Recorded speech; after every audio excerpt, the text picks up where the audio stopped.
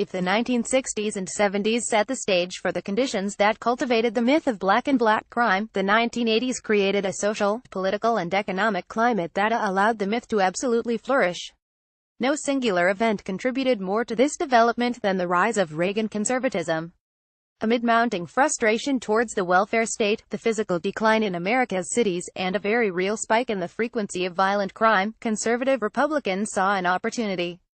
Conservative Republicans, including radio commentator Rush Limbaugh, Department of Education Secretary William Bennett, and President Ronald Reagan, responded to this palpable national mood much in the same way as the lawmakers and media figures of the previous decades. They blamed black communities. The country hardly needed convincing. Decades of stereotypes existed that communicated the undesirability of black families and black youth.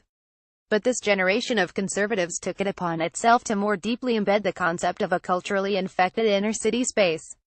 Black families, according to conservative columnist Thomas Sowell, had been decimated by 3 decades of disabling programs, welfare bailouts, and affirmative action, hinting at the tangle of pathology admonished by the liberal Moynihan.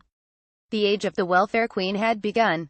To President Reagan, the malaise of urban America was thanks in large part to the cheats who took advantage of the hard work of taxpayers by participating in programs with benefits of which they were undeserving, and the welfare recipients who had eschewed the dignity of hard work for the comfortable dependency of welfare.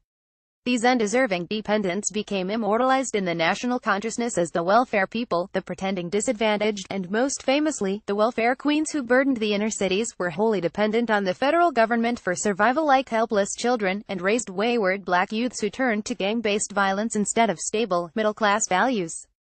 As Ronald Reagan uplifted the example of Linda Taylor, a black woman living in Chicago who had swindled the federal government out of hundreds of thousands of dollars worth of social safety net benefits, time after time to demand stringent reform, it was clear whom he had in mind while demonizing other welfare recipients. While hard-working white Americans took initiative and carried themselves with dignity, welfare queens hid behind cries of racism and classism in order to continue exploiting the government to support their hordes of children and T-bone steak dinners.